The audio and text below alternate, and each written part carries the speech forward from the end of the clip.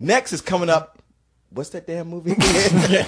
Lucky Buck, Lucky Chuck. Yeah, we sit next to Martin. Fucked up Chuck. Yeah, apparently this guy Dan Fogler he's just jumped onto the scene because he won a Tony Award for an off-Broadway play. Now, excuse me. Now I'm not sure about that, but that's what somebody told me. Oh, so shit. if I'm wrong, then but I'm gonna take their word for it because I don't know who this dude is. Okay, you know what? You making fun of him?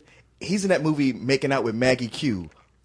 Any of us doing that? Wait a minute. End of argument there, kind of, really. But no, I never made fun of him. I just said I know who the fuck he was. You know, that's true. That dude, Maggie Q, in there is pretty hot. He kind of looks like a girl, except for the whole not having any boobs thing. But that's a hot dude. Hey, man. You know what? I'll give up boobs for that.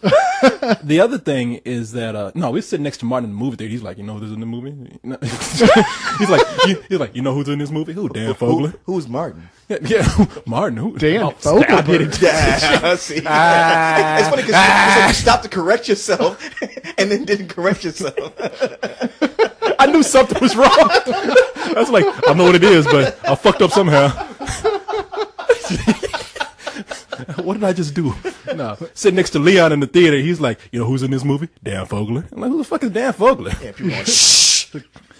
Was he in Foreigner? But no, he's actually no. This guy's actually he's funny. I think he's a funny guy. I mean, he is funny. Yeah, and I don't know what he'll go on to do, but he's great. I mean, Jack Black better watch his ass because this guy's got the funny fat guy crown sneaking up on him. I'm telling you, this guy's gonna be making out with Jessica Alba in his next movie. You never know. Damn, you know what makes you just see, you can do it. I don't want to hear nothing about white people talking about how black men are taking all their women. You can be the fattest, ugliest white dude in the world and have any race of woman you want. It's true. It's absolutely. We can pretty much have anything we want at all. There are no hungry, starving white people. We all have. We don't even work, really. White people could control everything in the world except their kids. We don't have to. That's true. Y'all just type in their names into search engines and they make money. But seriously, about this movie, you know, we were saying earlier that this is like based on Enter the Dragon, but you have no freaking idea. If you've seen Enter the Dragon anytime recently, this is a note for note parody, like in the sense of Kentucky Fried Movies parody of Enter the Dragon. Mm-hmm. If Enter the Dragon had just come out last year, every single member of that audience would have known 10 minutes into the film that this was a parody of Enter the Dragon. Yeah. And Aisha Taylor's in this movie too, man. And Tyler. I'm sorry. Okay, pardon me, Aisha Tyler. And thank you. She has a pretty thankless role in this movie, but I was looking at her and I was like, God damn, that girl is hot. Oh yeah, she's always been hot. But I never knew how hot. It's a shame that Balls of Fury had to show me how hot this girl you didn't is. know how hot everything she's in, she's like super hot. I've seen her. I've seen her do a comedy show. She's funny. I've seen her. That's the sad thing. Is like, you know, you got a really funny girl like this in this movie, and all she does is shoot people with a blowgun. Yeah, no, I've seen her in person and didn't know she was that hot. I've seen in this movie. I don't know. Did she get a boob job or something? No, dude. They have her all like trussed up and leather with the super Wonder Bra and everything. All right, damn. Well, I wish she had a breast job because that looks nice. This is one of these movies where there is lots of cameos in it from stars who you expect more from, who are really criminally underused in it. There's a Patton Oswalt appearance where you're like, he's in it for blink and you miss him. The guy Masioka from Heroes, if you saw the trailer with him in it, that's his appearance in the film. That's all he's in this film. It's just person after person in this film is like, oh, I love that guy. He was in that movie where he did that thing. You know, lots of funny character actors, and they're in it for just about as much as you see in the trailer.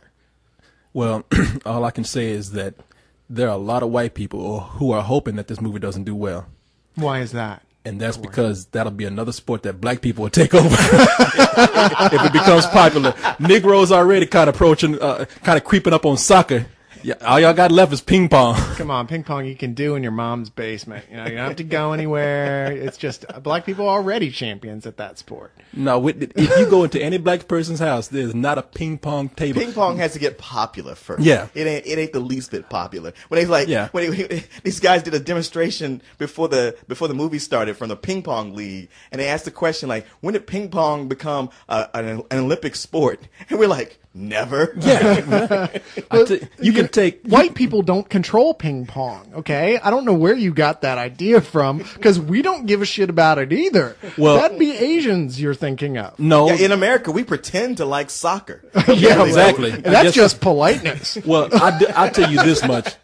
I tell you this: you can take a poll of everybody in this country, and you're gonna find ping pong tables in somebody's house in this country, but there will be zero ping pong tables in black people's homes.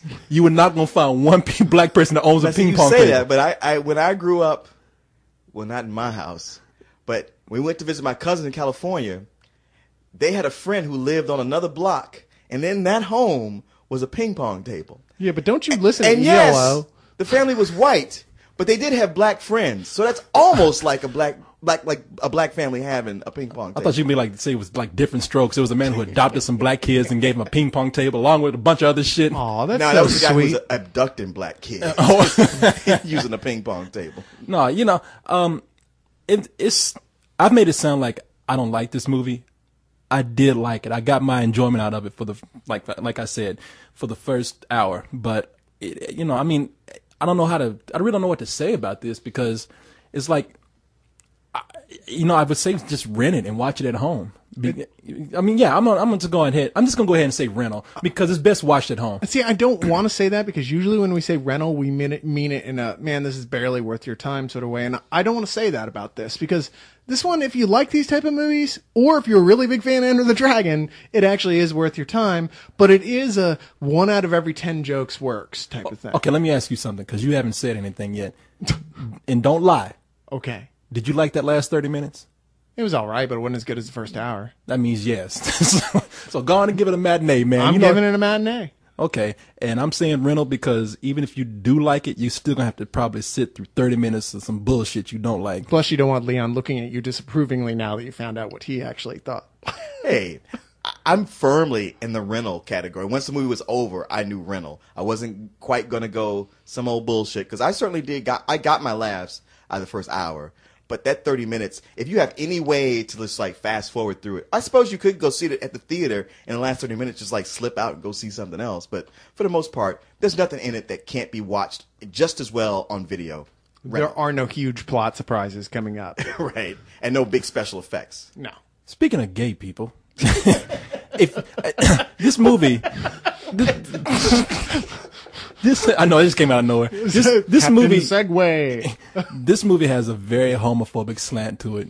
You think? Yeah, that's a big. That was and you've been really championing that lately. Well, I mean, come on, it's normally I would have laughed, but now that I noticed how like it's a cheap shot, man. It was one of those things where it's like, yeah, it's the like, I'm not gay thing, and like, I don't mind 1 or 2 jokes like that, but it did kind of carry on. But they kept repeating the same joke over and over again. Were you talking about with the love slaves? With the screaming. I didn't think that was so bad with that. I didn't think it was bad when they first did it, but I thought they lingered on it for too long. Yeah. To the point to where like it was not only not funny, but it was like, y'all like sort of being offensive about this. Yeah, and that's what I thought. It's all if you're gay, don't go to this movie because.